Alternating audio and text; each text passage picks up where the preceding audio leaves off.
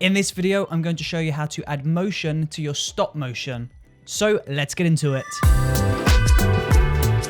So for those that don't know, stop motion is the process of taking photos, stitching photos together and turning that into a video. A video is made up of 24 frames per second, so you're basically doing the same thing that a video camera is doing. You're taking up to 24 images for 1 second of video.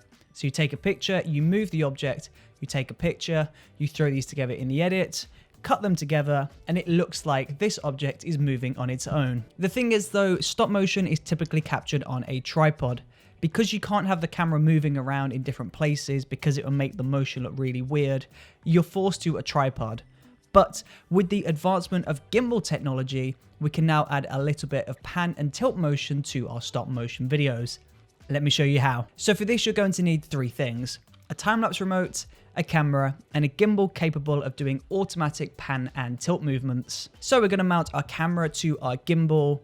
We're going to put the time-lapse remote onto the camera and set that for anywhere between 5 to 10 seconds. It's up to you for what you set this to.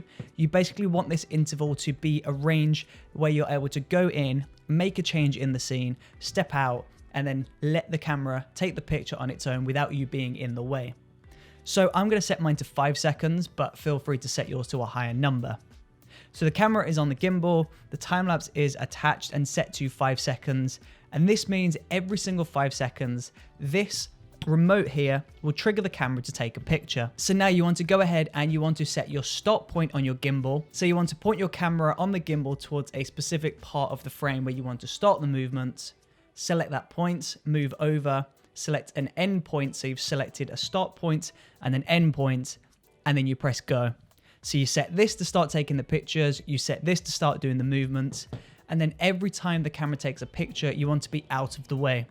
Once it's taken its picture, you can run in, change something in the scene, move something over an inch, and then step back out again. And then you just want to keep repeating this process over and over and over again until you've got your full sequence.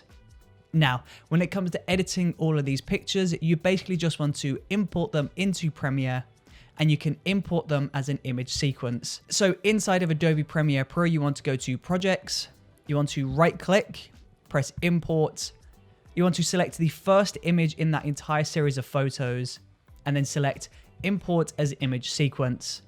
Now you press OK, drag this onto your timeline, and there you go. You've got this really awesome moving stop motion video on your timeline.